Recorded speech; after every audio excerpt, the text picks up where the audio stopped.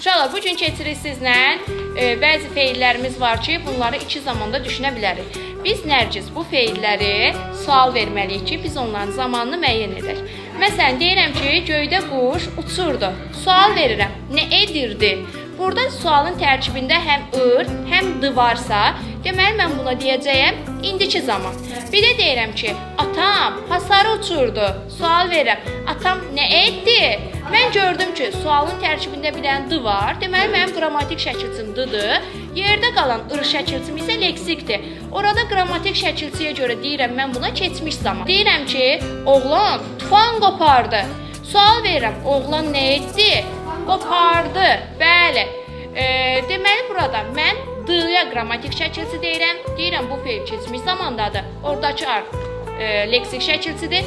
Və yaxud da deyirəm ki, ağacdan yarpaqlar tez-tez qopardı. Sual verirəm, ağacdan yarpaqlar nə edərdi? Mən sualın tərkibində həm ar, həm də d dediyimə görə mən buna deyəcəm. Hansı zaman? Ar-ər hansı zamandır? Gələcək. Bəli, buna artıq deyəcəm gələcək zaman.